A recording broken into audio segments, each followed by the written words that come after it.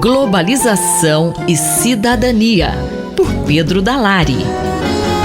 Professor Pedro Dalari, afinal, qual o real impacto da pandemia da Covid-19 no planeta? Nesta semana, os dados oficiais fornecidos pelos países indicam que a Covid-19 já matou mais de 1 milhão de pessoas no planeta.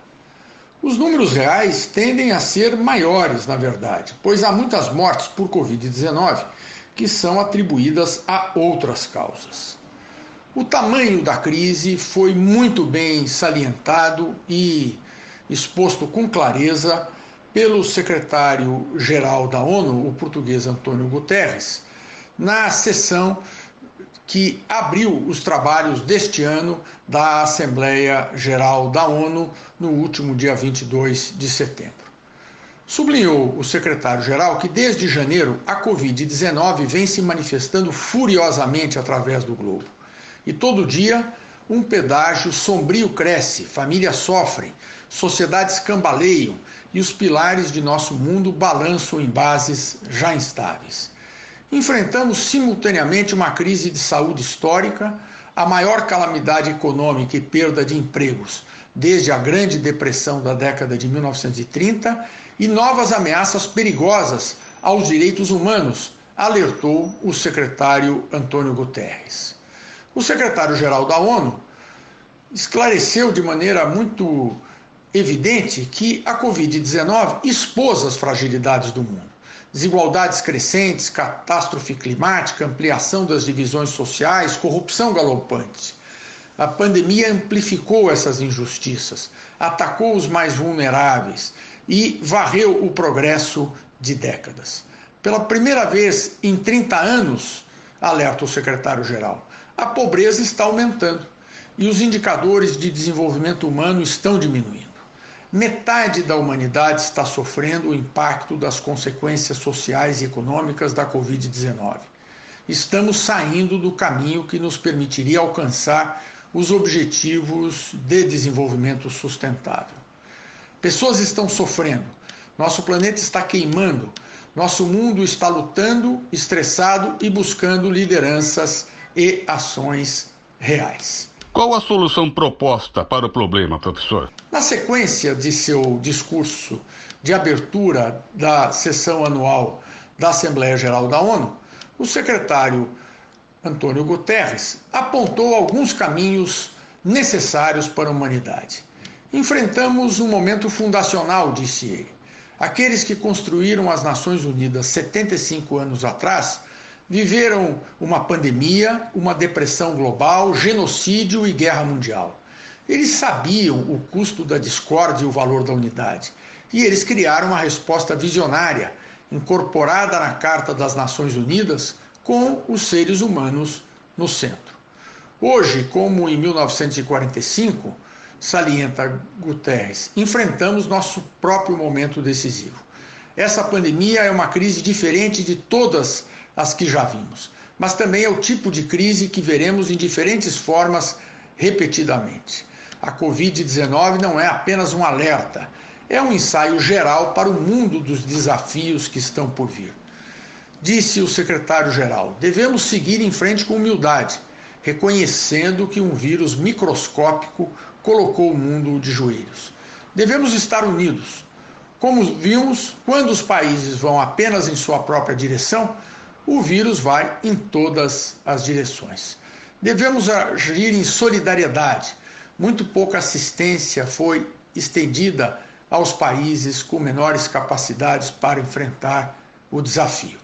Mas o alerta maior do secretário-geral Antônio Guterres é o de que em um mundo interconectado é chegada a hora de reconhecer uma verdade simples. A solidariedade é também no interesse próprio. Se deixarmos de compreender esse fato, todos perdem. O discurso de Antônio Guterres é muito esclarecedor sobre a dimensão terrível da crise da Covid-19, que chega agora a 1 milhão de mortos, e eu deixei na matéria do Jornal da USP sobre esta coluna o link para que vocês possam acessar este importante pronunciamento. Eu, Paulo Capuzzo, falei com o professor Pedro Dalari para a Rádio USP. Globalização e Cidadania, por Pedro Dalari. Ética e Política, por Renato Janine Ribeiro. Professor Janine, qual é o papel do Ministério da Educação nas decisões sobre a volta às aulas na pandemia? O Ministério da Educação, pela Constituição e pelas leis, não interfere diretamente na educação básica, que é da competência dos estados e municípios, mas cabe a eles, sim, cooperar intensamente com eles. E a razão é simples, já tratei disso numa coluna um tempo atrás, é que os municípios, sobretudo pelo seu enorme número, por haver alguns muito pequenos, dificilmente terão condições de lidar com toda a complexidade da educação básica sozinhos. A questão se agrava muito quando nós estamos na situação da Covid, na situação da pandemia. Porque para você ter uma volta às aulas com segurança, você precisa do quê? Precisa, primeiro de tudo, que os banheiros, vou ser muito concreto, viu, gente? Que os banheiros estejam funcionando, estejam limpos, que tenham sabonete em abundância, sabonete líquido de preferência, tenham papel higiênico, coisa que nem sempre existe. Nós precisamos que nas salas haja possibilidade de distanciamento físico, o que significa muitas vezes alguma ampliação delas. Precisamos que as janelas estejam bem abertas, mais do que isso, que não haja salas sem janelas, e que as janelas estejam abertas e não estejam no alto da sala. Vocês vejam, tudo isso requer obras, requer cuidados, alguns podem até ser demorados, até custar dinheiro. Agora, a primeira coisa que o Ministério tinha que ter feito era ter chamado especialista e dito o que é preciso para garantir a volta às aulas de crianças, adolescentes, com segurança, e dos seus professores e dos servidores em geral da educação. O que é necessário? Quais são os protocolos? Quais são as regras? O que deve ser feito? Lembrem que o Ministério da Educação, no ano de 2019, não gastou todo o seu orçamento. É um absurdo. Quer dizer, o Ministério que tem dinheiro insuficiente não gasta nem o que tem. Então, tudo isso daí era necessidade do Ministério da Educação ter feito, e não fez. E se ele tivesse feito isso, é claro que nós temos mais segurança agora, porque saberíamos quais são os pontos essenciais para a saúde dos alunos e também dos professores e funcionários. Para isso seria preciso também uma cooperação estreita entre o MEC e o Ministério da Saúde. Ora, o Ministério da Saúde também está em mãos desatentas à questão da pandemia. Então, existe um papel que é um papel da União Federal, sobretudo pelo MEC, mas também pela saúde, que é um papel que não foi cumprido. E não sendo cumprido, estados e municípios ficaram, em boa medida, desamparados e entregues a si próprios. E qual seria o papel dos estados e municípios? Estados e municípios, então, estão tendo que se virar. Até alguns institutos privados que procuram melhorar a educação básica andaram trabalhando diretamente com estados e municípios desde o ano passado, isto é, desde que passamos a ter um governo federal desatento, desinteressado pelas questões da educação. Então, não havendo a liderança que o MEC exerceu desde Paulo Renato até o final do governo Dilma, em certa medida ainda no governo Temer, não havendo essa liderança, então estados e municípios tiveram que se virar. Claro que há estados que têm mais competência, claro que há estados, e não são necessariamente os mais ricos, que fazem um bom trabalho. O Ceará faz um bom trabalho. Alguns outros estados pequenos, em termos de PIB, têm feito um bom trabalho na educação. Agora, no caso dos municípios, muitos municípios brasileiros têm uma população pequena, abaixo de 5 mil, até mesmo abaixo de 1.000 habitantes. Como vão fazer para lidar com toda essa complexidade da educação? E olhem, eu não falei também da parte do conteúdo. Eu falei da parte material, da segurança de saúde. Mas e outra coisa que também devia ter sido planejada? Que tipo de curso vai ser dado depois da Covid? Vamos falar da Covid? Precisamos. Mas, em suma, o governo federal primou pela ausência, pela falta de participação, pela falta de atuação. E é evidente que o ministro erra quando ele diz que isso não está na sua incumbência. Está sim na sua incumbência pela Constituição, pelas leis e pelo bom senso. O professor Renato Janine Ribeiro conversou comigo, Valéria Dias, para a Rádio USP. Ética e Política, por Renato Janine Ribeiro. Reflexão Econômica, por Luciano Nakabashi. Professor, nos últimos dias temos ouvido falar da retomada em V da economia.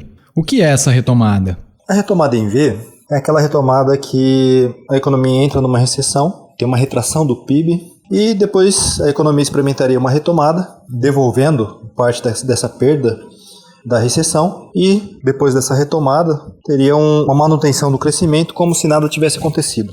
É um choque muito específico que afeta um período em questão, nesse caso do Brasil, primeiro e segundo trimestres de 2020, e depois não deixa sequelas na economia. Ela acaba retomando o crescimento acima, num primeiro momento, recuperando aquela perda, e depois mantém o crescimento que teria como se não tivesse passado por esse choque. Temos expectativa desse tipo de retomada para a economia brasileira? Vendo a nossa realidade e outros países também, né, acho que tem muitas semelhanças desse impacto do Covid-19 sobre o desempenho econômico no Brasil e em vários outros países. A expectativa, tem muitos analistas, ganhou força essa previsão de uma retomada em V na economia brasileira, mas ao meu ver a questão é muito mais complexa, né? Tem vários elementos aí que sugerem, apesar dessa retomada que a gente vem presenciando, que começou lá em maio já desse ano, maio, junho, julho, agosto, a economia brasileira de fato teve um desempenho melhor do que era esperado inicialmente. E isso gerou muito, né, deu força a esse cenário de retomada em V na economia brasileira e em outros países também. Só que tem algumas questões que são muito importantes.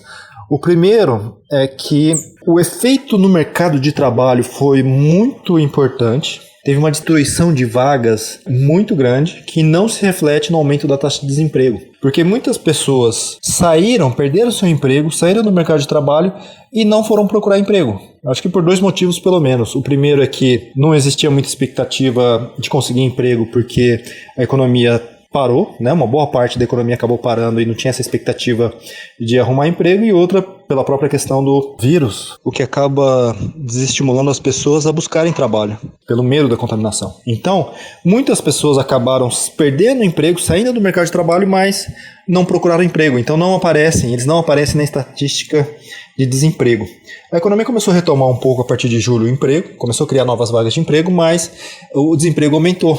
As pessoas estão começando a retomar, buscar trabalho, ou seja, a taxa de desemprego era para estar muito maior. E o desemprego é um elemento importante porque tem tudo a ver com a dinâmica da economia, né? Se tem poucas pessoas trabalhando, menos pessoas trabalhando, você vai ter menos produção, vai ter menos salário, vai ter menos lucro, né? E tudo isso afeta o processo de retomada. As pessoas ficando fora do mercado de trabalho, elas começam a ter uma desvalorização do capital humano, tem impactos emocionais, tudo isso afeta a produtividade. E várias empresas também deixaram o mercado, saíram do mercado, fecharam, algumas foram à falência. Então teve um fechamento significativo de empresas, sobretudo aquelas empresas menores, que vai dificultar também a retomada do emprego quando a situação for se normalizando. Então isso também dificulta a retomada num segundo momento, nesse processo dessa retomada em V. E o terceiro ponto, que eu acho que é até mais importante, é a questão da dívida do governo. Então, teve um grande crescimento do déficit que afetou a relação dívida-PIB, que é normal nesses tempos de pandemia, mas isso tem causado toda uma discussão se deve ou não manter o teto dos gastos, se a gente deveria flexibilizar isso e com isso gerar uma possibilidade de manutenção dos gastos e com isso a manutenção do crescimento da dívida em relação ao PIB, e tudo isso gera mais instabilidade na economia brasileira, piora os fundamentos da economia, reduz os investimentos, causa fuga de capitais. Essa fuga de capitais acaba, o que a gente já está vendo, né, depreciar a taxa de câmbio, e aí começa também a gerar pressões inflacionárias, e tanto a dívida, o aumento da dívida em relação ao PIB, quanto as pressões inflacionárias fazem com que os juros subam, né? O juros subindo é outro elemento que prejudica a retomada da economia brasileira. Então, ao meu ver, é muito otimista esse cenário de retomada em V, né? Eu acho que a gente percebe que os impactos do Covid-19 vão permanecer afetando o desempenho da economia brasileira nos próximos anos. E isso não é uma retomada em V, né? O professor Luciano Nakabashi, da FEA-USP Ribeirão, conversou com Gabriel Soares para a Rádio USP. Reflexão Econômica, por Luciano Nakabashi. Fique de olho, por Eduardo Rocha. Professor, assim como na narrativa da correção da visão, na pena poética de João Guimarães Rosa, é possível traduzir a emoção de enxergar bem? Recuperar a visão ou enxergar bem com a intervenção de óculos ou de algum outro tratamento é certamente motivo de alegria. Muitas vezes desconhecido por muitos de nós, que afinal temos boa visão ou passamos por correções e consultas periodicamente, de forma que não há nada de assombroso, de incrível em enxergar bem. Mas, na narrativa de João Guimarães Rosa, mineiro, que foi médico, foi diplomata e talvez um dos maiores escritores do Brasil, a palavra de quem passa a enxergar fica viva. Passamos nós também a sentir o que sentiu, por exemplo, Minguelin, ao emprestar os óculos do forasteiro que veio visitar a sua cidade. Essa narrativa é costumeiramente reprisada pela professora Mônica Alves quando recebe os novos médicos, os novos residentes interessados em ingressar na carreira de oftalmologia. Eu vou contar aqui um pouco, fazer uma leitura do que relatou Minguelin ao emprestar os óculos. No livro Corpo de Baile, no volume Manuelão e Minguelin, acontece então a passagem em que o homem vinha a cavalo e passa a conversar com o menino. Deus te abençoe, pequenino. Como é teu nome? Minguelin, sou irmão do Dito. E seu irmão Dito é o dono daqui? Não, meu senhor. Ditinho está em glória. O homem esbarrava o avanço do cavalo, que era zelado, manteúdo, formoso como nenhum outro, e dizia: ah, não sabia não. Deus o tem em sua guarda. Mas o que há, Minguelin? Minguelin queria ver se o homem estava mesmo sorrindo para ele, por isso o encarava. E reparem aqui que há então um maneirismo das pessoas que precisam fazer algum esforço para enxergar. Assim disse Guimarães Rosa. Por que você aperta os olhos assim? Você não é limpo da vista? Vamos até lá. Quem é que está em sua casa?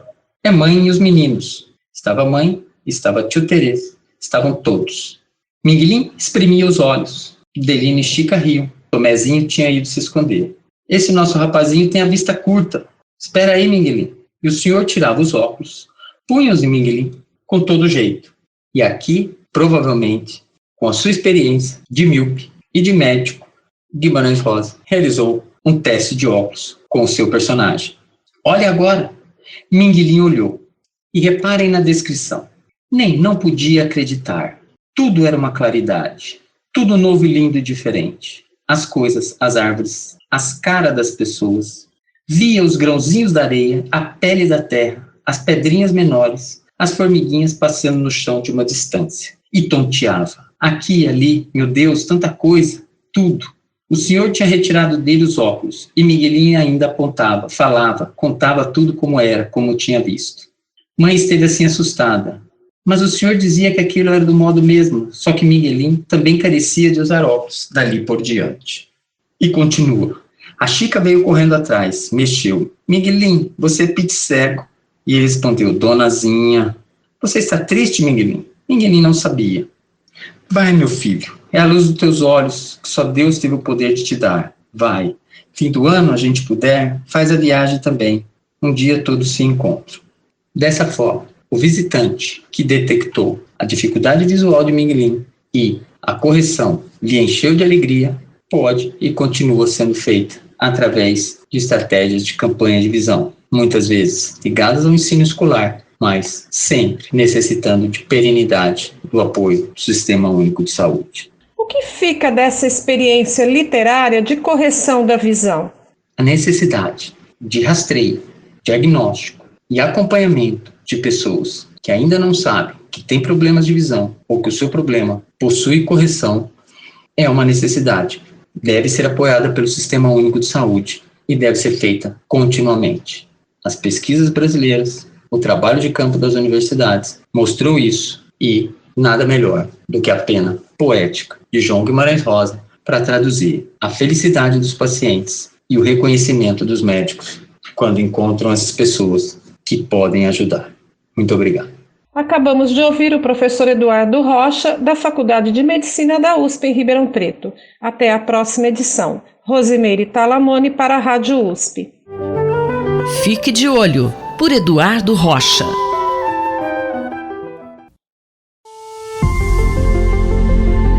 Decodificando o DNA, com Maiana Zates. Na semana passada, o Jornal da USP noticiou a conclusão do primeiro banco de dados genômicos de idosos da América Latina, coordenado pelo Centro de Estudos sobre o Genoma Humano e Células-Tronco da USP. Hoje, a professora Maiana Zates traz um dado novo sobre o mesmo estudo, que será publicado em breve. Hoje vou falar sobre inspiração, transpiração e sorte. Segundo Thomas Edison, em ciência você precisa de 1% de inspiração e 99% de transpiração, mas também precisa de sorte.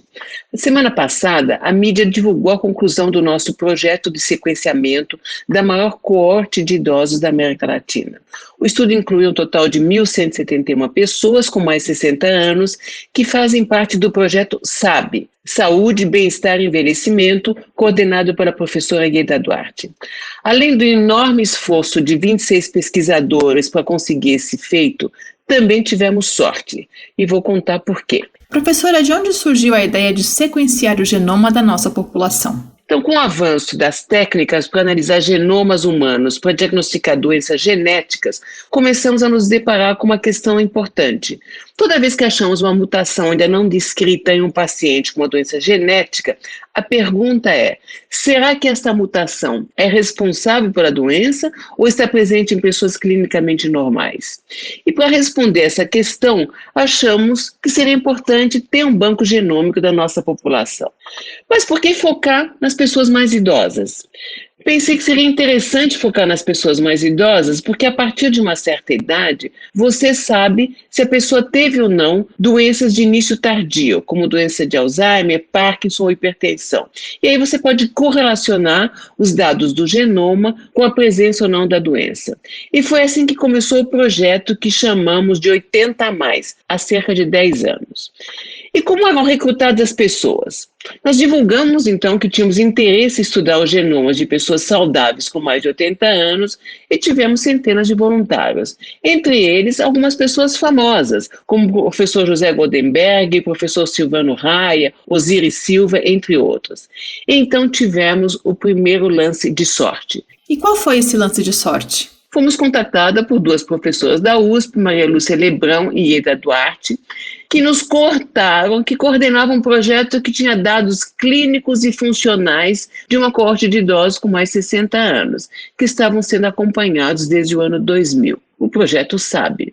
Mas faltava o estudo genômico dessas pessoas. Será que nós tínhamos interesse nisso? E foi assim que começou a nossa parceria e começamos a coletar DNA dessas pessoas visando fazer o estudo genômico. Em seguida, fomos contatados por o professor Edson Amaro Júnior, que nos perguntou se teríamos interesse em estudar o cérebro dessas pessoas. O Hospital Albert Einstein tinha um equipamento de ressonância magnética de última geração e que poderia ser disponibilizado. E foi assim que conseguimos analisar o cérebro de cerca de 500 idosos saudáveis. Um outro dado extremamente importante e que esperamos possa ser publicado em breve. E o próximo desafio era como ter recursos para analisar o genoma de todas essas pessoas. Na época, o custo de cada genoma era de cerca de $5.000, ou seja, precisávamos de alguns milhões de dólares. E então tivemos outro lance de sorte. O cientista Craig Venter, que foi corresponsável pelo sequenciamento do primeiro genoma humano, se interessou pelo nosso projeto. Ele havia montado um instituto chamado Human Longevity e queria ter uma base de dados de idosos saudáveis. Eles pagariam o custo do sequenciamento desde que tivesse acesso aos dados. No final, eles desistiram do projeto Human Longevity e os dados do sequenciamento foram todos transferidos para nós. Em resumo, em pesquisas, além de um esforço enorme, também é necessário ter sorte e não perder boas oportunidades. Eu espero que a sorte esteja novamente do nosso lado e que os deputados da Alesp percebam a importância da FAPESP e das universidades de São Paulo para a ciência brasileira e que votem contra o sequestro de recursos dessas entidades. A professora Maiana Zates conversou comigo, Fabiana Maris. Decodificando o DNA, com Maiana Zates.